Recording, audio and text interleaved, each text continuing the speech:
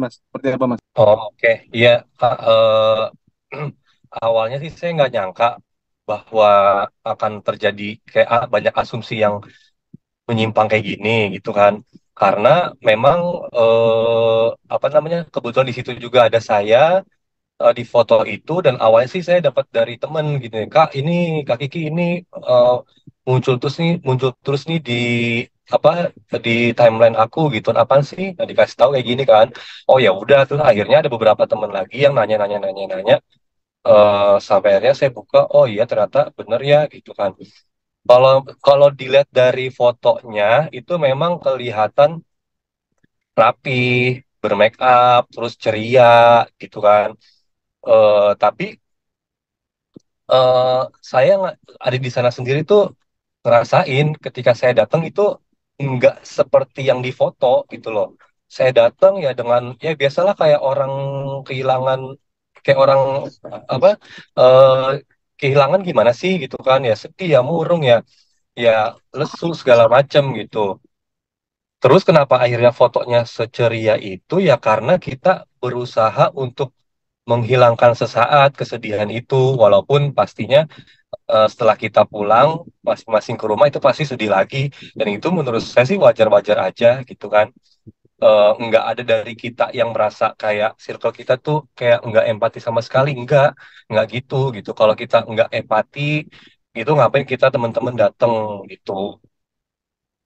Dan untuk masalah make up segala macam, saya udah posting juga foto asli di Instagram saya di slide keduanya, karena itu memang foto dari HP saya kirim ke teman-teman yang ada di foto itu. Nah, salah satu ada yang posting, saya juga nggak tahu nih siapa di antara kita yang posting. Sebelum posting ternyata diedit dulu gitu. Kalau saya waktu itu saya posting story, memang saya nggak pakai edit, nggak diedit-edit gitu.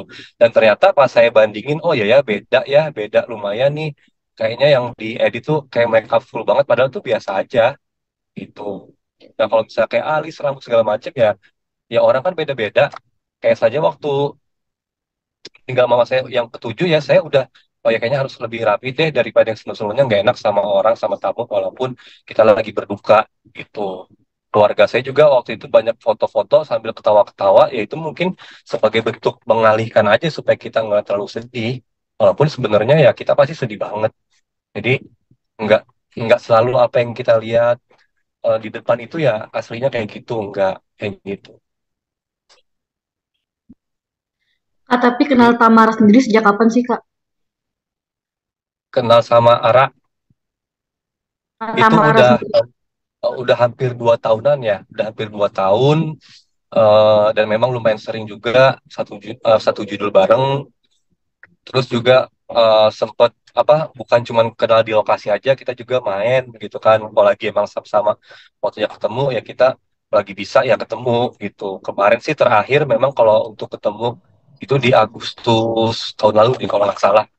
Agustus atau Juli gitu. Ada kok saya posting bertiga sama teman saya satu lagi di feed. Jadi memang kenal, dan orangnya memang tipe yang ceria sih kalau kalau yang aku bisa rasain. Karena kalau ada masalah apa, dia suka cerita, tapi cerita tuh sambil kayak senyum-senyum kayak ketawa gitu. Makanya pas awal, lu lagi ada masalah sama pacar lu, tapi kenapa sambil senyum-senyum? Oh ternyata memang orangnya ya begitu bawaannya kayak gitu.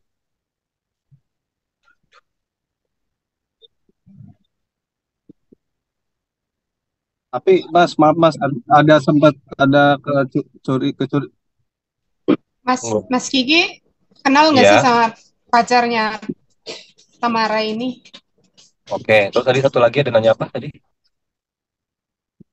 Nggak. Sorry Mas, ada Mas Kiki sendiri ada firasat nggak? Artinya maaf ya, artinya kan netizen nih banyak yang menyudutkan si Ara bahwa ada keterlibatan si Ara dalam kasus ini gitu-gitu. Nah, Hmm. yang memang Mas Kiki ketahui itu aslinya tuh seperti apa sih Mas? Oke, saya jawab yang pertama. Kalau untuk kenal langsung enggak, karena beberapa kali ketemu itu enggak pernah ajak pacarnya. Tapi memang sempat sedikit-sedikit cerita kalau lagi ada ya keributan lah, cuman keributannya apa? Saya juga enggak berani untuk nanya lebih dalam gitu kan, karena enggak enak juga nanyanya seribut apa sih gini gini gini. Cuman ya mungkin eh ya wajar kali kayak ribut-ribut biasa gitu. Terus kalau untuk mengenai arahnya terlibat itu kayak itu mustahil banget sih. Bener-bener mustahil 100%. Nggak mungkin banget ibunya tuh tega tega apa tega ngebunuh anaknya, entah itu secara langsung atau tidak langsung atau punya rencana, itu sama sekali nggak ada. Itu jauh dari, jadi dari situ tuh jauh banget gitu. Mungkin ya kemarin ada yang arahnya salah ngomong atau apa, jadi orang-orang banyak berasumsi yang negatif kayak gitu. Karena saya pun waktu awal-awal, maksudnya sempat ngira ini apa namanya, lo nya kayak kayak apa, biasa aja atau gimana sih, anak lu meninggal gitu. Tapi ternyata ya enggak, dia juga khawatir banget gitu kan. Cuman mungkin memang enggak ditunjukin ke kita-kitanya gitu. Dan dan yang tahu yang tahu segala macam kan dia, sama manajernya sama orang tuanya atau dia sendiri lah. Karena kita sebagai teman sih kalau nggak dari luarnya itu, dan memang nggak sama sekali nggak jauh banget deh dari kata dia mempunyai rencana di balik ini semua. Ya, Mas Kiki mungkin melihat video yang sudah beredar di CCTV bahwa apa pacarnya Tamara menjadi tersangka, gimana sih waktu itu Mas Kiki nanggepin? Jadi kan emang waktu kejadian hari H itu kebetulan saya lagi syuting di PH yang sama tapi di judul yang berbeda. Dengar kabar anaknya meninggal di kolam renang. Itu kan awalnya saya pikir meninggalnya karena tenggelam gitu kan, kecapean atau segala macam gitu. Terus dengar-dengar dari temen juga, eh, orang tuanya nih lagi mengusut nih gitu kan antara Ara dan mantan suaminya. Nah, saya di situ tuh nggak berani nanya detail banget gitu kan, karena pasti lagi ribet banget nih anaknya meninggal dan lagi ada yang diusut gitu kan. Akhirnya pas kemarin hari apa ya, hari Jumat deh kalau nggak salah ya. Hari Jumat baru ketahuan dari CCTV, ya itu makanya saya langsung berani untuk ngeposting apa segala macam karena itu sadis banget sih gitu. Dan itu kelihatan banget dari CCTV emang, ya emang ngelakuin apa eh, tindakan itu gitu loh. Bukan karena tenggelam atau dilatih karena kecapean, enggak, karena ada unsur kesengajaan. Karena jelas banget.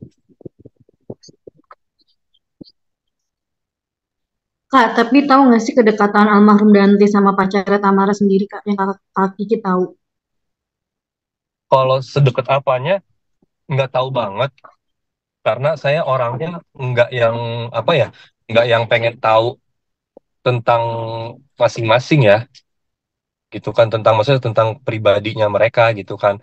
Tapi kalau lihat dari, kalau ibunya udah berani untuk menitipkan anaknya ke orang terdekat, walaupun bukan sedarah ya, walaupun bukan orang tuanya gitu kan, atau bukan keluarganya, ya itu berarti bukan cuman sekali itu gitu loh, bukan cuman sekali itu, pasti udah sering juga. Dan makanya si ibunya Tamara ya mengapa memberanikan atau mempercayai orang itu, eh, tolong dijagain, sementara sementara ibunya lagi kerja gitu loh. Karena saya tahu tuh syutingnya pun hari itu tuh nggak banyak, cuman sedikit. Terus nggak lama dia balik lagi ke lokasi dan ternyata memang udah nggak ada di lokasi, udah di rumah sakit. Makanya nggak nyangka juga kalau misalnya sampai terjadi hal ini gitu, karena bukan cuma sekali ini aja pasti yang udah dititipin kayak gini gitu. Jadi kalau dibilang kelalaian ya nggak ngerti juga sih ya. Kalau kelalaian itu kan mungkin kayak baru kenal dititipin gitu kan, itu disebut bolehlah di kelalaian. Tapi kalau memang udah kenal lama dan udah beberapa kali dititipin nggak ada masalah, ya ya kita nggak tahu loh gitu kan, orang itu tiba-tiba berubah pikiran jadinya jahat, jadinya apa, kita nggak tahu. Sigi, tapi sempat ini nggak Mas? Dapat info nggak? Ternyata dulu sempat ada kasus Rizky Bilar dan Putra Siregar itu sempat menjadi korban kekasihnya Ara juga nih gitu. tahu nggak info itu gitu. Ternyata memang Info. jejak rekam si kekasihnya Ara ini, maaf, Mm-mm. dinilai negatif gitu, dinilai buruk gitu. Tanggapannya Iya, seperti apa? kalau kasus yang lain itu, yang kalau nggak salah di klub atau di mana sih saya lupa deh, sama Putra Siregar juga kan ya. Itu saya tahu waktu itu kan, cuman saya nggak tahu siapa orangnya gitu. Dan waktu itu pun Tamara juga nggak cerita gitu tentang kasus itu bahwa yang lakuin adalah pacarnya. Saya baru tahu dari sosmed malahan. Oh ternyata yang dulu kasus sama Rizky Bilar sama Putra Siregar ini dia ya orangnya gitu kan. Nah, itu kan berarti kalau kita sebagai yang menonton nih, gitu kan, anggap posisi posisi kita sebagai yang ngelihat orang lain, berarti kasus kekerasan itu bukan cuman kemarin aja, sebelumnya pun iya gitu. Dan itu memang berarti udah udah apa patut dicurigai juga nih, kenapa lu sampai tega ngebunuh anak kecil yang nggak bersalah? Apakah memang lu rencanain? Apa lu tiba-tiba hilaf itu nggak ngerti deh gitu. Tapi logikanya ya, ini bukan bukan menilai dianya ya, tapi secara global nih. Kalau kita berani ngelakuin sesuatu, berarti itu kayak udah ada kayak apa sih? Nggak tahu ya, mungkin dia lagi berantem sama Tamara beberapa hari ini, atau terus dia kesel tiba-tiba dia hilaf atau gimana nggak tahu. Cuma kalau tiba-tiba kayak langsung ini aneh juga sih secara tiba-tiba gitu loh. Mungkin ada masalah sebelumnya ya kita nggak tahu. Jadi Nah, harusnya mungkin setimpal tuh, hukumannya harus yang benar-benar berat atau gimana kalau dari Mas Kiki sendiri? Kalau saya sebagai temennya korban, saya juga sebagai orang lain, gitu kan, atau melihat ada kejadian yang serupa, misalnya, itu walaupun di penjara berpuluh-puluh tahun sih nggak akan sebanding. Nggak akan bisa ngerubah apa ngebalikin nyawa orang yang udah meninggal balik lagi, nggak akan bisa ngobatin rasa sakit hati kita, rasa segala macem.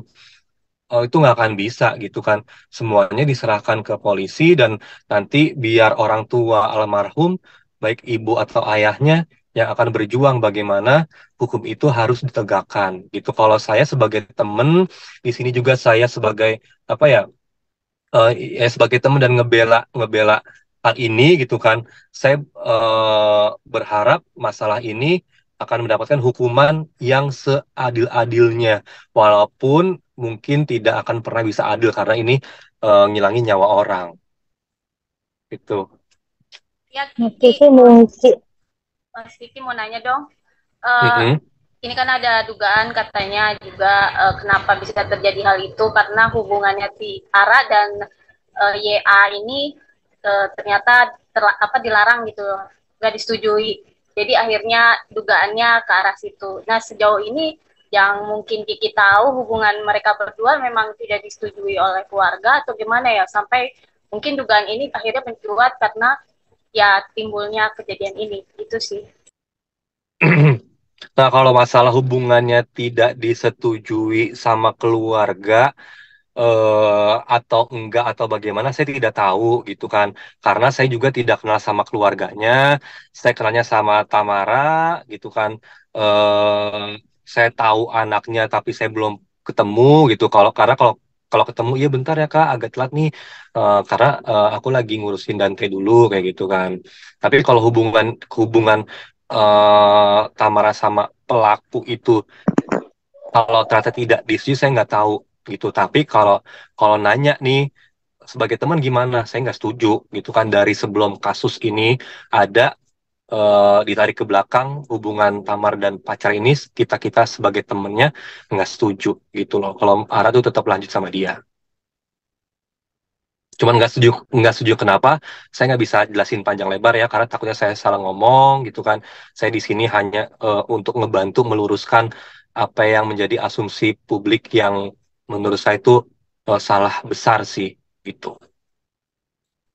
Uh, artinya sebenarnya Kiki sudah mengetahui sosok pelaku ini seperti apa, makanya mungkin teman-teman besti-besti dekatnya Ara nggak setuju gitu sebenarnya ya, termasuk mungkin keluarga. Ya,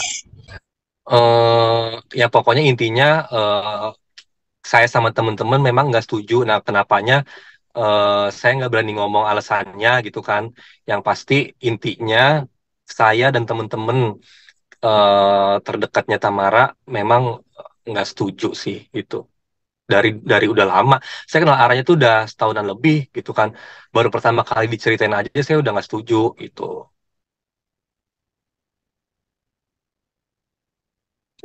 Tapi Eh, ternyata apa hubungannya tetap berjalan padahal mungkin teman-teman udah ngasih tahu sebenarnya ya bahwa sosoknya ini nggak cocok untuk Ara gitu ya. Ya nggak, ya pokoknya intinya sebaiknya ditinggalkan gitu. Tapi tetap lanjut ya kita kan nggak bisa memaksakan orang juga karena yang berhubungan kan ya mereka gitu loh ya si ceweknya sama cowoknya. Kita sebagai teman hanya sebatas untuk mengingatkan, tapi balik lagi ke orangnya. Tuh, kalau emang orangnya tetap mau bertahan ya itu kan hak dari masing-masing. Tapi sebagai teman ya kita kasih yang terbaik, kasih masukan, kasih arahan, kasih tahu apa baik buruk apa yang baik apa yang nggak baik gitu kan.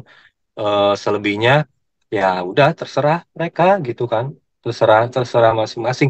Dan sekarang posisinya sudah terjadi seperti ini sampai ada anak yang hilang ya kita sebagai teman hanya bantu eh, support aja sih gitu kan, karena apa ya ya cuman ini yang bisa kita kita sebagai teman apa bantu itu, bantu ngomong ke publik supaya nggak terjadi simpang siur, bantu kasih support ke orangnya langsung kayak gitu. Dan saya pun untuk wawancara ini tadi udah izin dulu sama Radan manajernya gitu kan. Karena karena saya juga kebetulan salah satu orang yang ada di foto itu yang menjadi asumsi banyak orang. Terus juga ada beberapa teman dan ada beberapa postingan yang kayaknya ini harus diluruskan deh. Kalau memang dari orangnya langsung yaitu Tamara belum bisa untuk meluruskan karena mungkin sibuk banget ngurusin BAP segala macem, ya saya tergerak aja hatinya tadi pagi gitu kan, kayaknya gue bantu deh gitu kan dengan cara posting kayak gini gitu kan, ya semoga bisa menetralisir semuanya walaupun masih aja ada pasti netizen-netizen yang berasumsi sesuai dengan asumsinya sendiri kayak gitu. Kak Is, mungkin apa sih pertama kakak kenapa nggak maksudnya nggak suka dengan pacarnya Tamara gitu? Kan kakak bilang kayak firasat nggak enak gitu sama pacarnya. Mungkin apa sih dasarnya itu kak? Ya intinya sih saya nggak bisa ngomongin alasannya gitu kan, karena takutnya saya salah ngomong, takutnya nanti malah bawa-bawa hal-hal yang apa ada kalimat-kalimat yang seharusnya nggak nggak orang tahu. Intinya saya ya saya nggak setuju aja gitu aja, itu aja sih. Ya terserah lah nanti mau ini gimana, itu ya sih saya nggak setuju aja sebelum ada kasus ini kasus yang sangat besar ini gitu. Tapi saat tahlilan memang terlihat kata lo tuh cantik terus make up gitu memang untuk bilang sedih atau seperti apa sih Kak? Beda banget ya kayak orang sedih. Jadi waktu saya kan datangnya itu kan di hari ketujuh gitu kan, karena di hari pertama saya masih syuting, terus besokannya juga saya ada kerjaan sore ke malam, terus tanya temen-temen, ayo datang yuk, gue mau malam ini mau datang, terus banyak yang nggak bisa kan, akhirnya dikumpulin sama arahnya sendiri di hari ketujuh aja.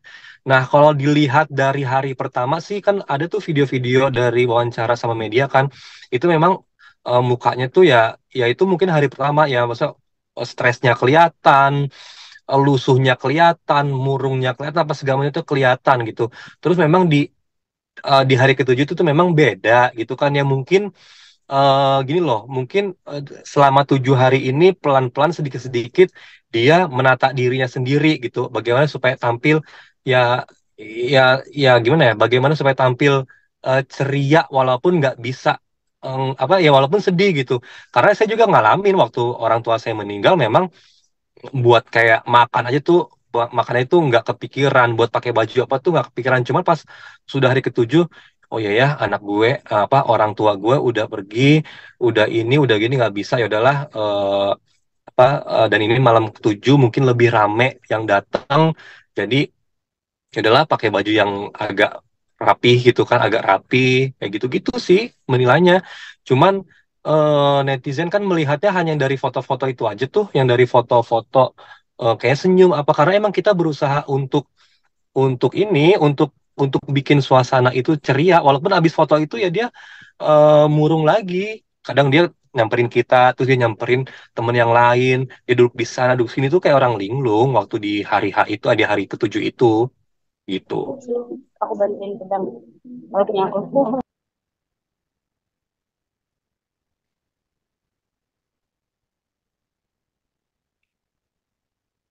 Mm-mm.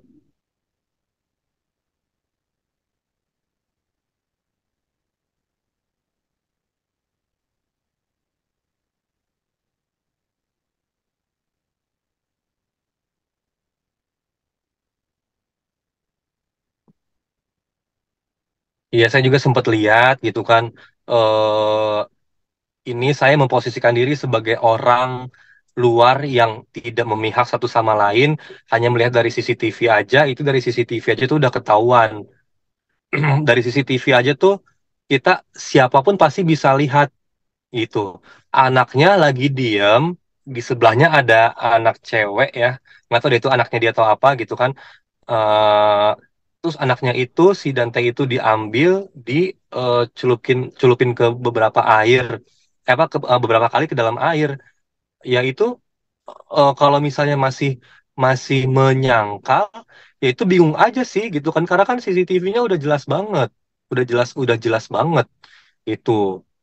Karena siapapun yang lihat pasti pasti eh, satu apa ya, yang ngeliat gimana sih, kita semua pasti lihat pasti itu bukan bukan atas kelalaian atau bukan atas ketidaksengajaan, orang anaknya lagi diem gitu kan. Cuman tanggapan saya gimana gimananya, eh ya itu ya itu eh, urusan mereka aja gitu kan. Kalau memang dari pihak keluarga ya ini pengen minta samarannya speak out segala macem, ya itu urusan mereka gitu kan, urusan mereka gitu. Saya hanya memberikan komentar sesuai dengan kapasitas saya aja. Untuk keadaan Kak Tamara sekarang seperti apa sih Kak kondisinya? eh saya baru berani hubungin dia itu di kemarin ketika apa sudah terungkap kasusnya seperti apa. Sebelumnya saya hanya sedikit hubungin dia, cuman ngucapin semangat atau segala macam, karena saya takutnya ngeganggu gitu kan, karena ini kan kematian ini kan bukan kematian karena sakit, tapi ada hal-hal yang dilakukan gitu, ada kejadian yang harus ditangani gitu. Jadi saya nggak berani nanya gimana gimana, tapi tadi pagi sama tadi sebelum wawancara ini saya nanya, Ara gimana gitu kan, semoga baik-baik aja ya gitu kan, semangat ya, kayak gitu-gitu aja sih.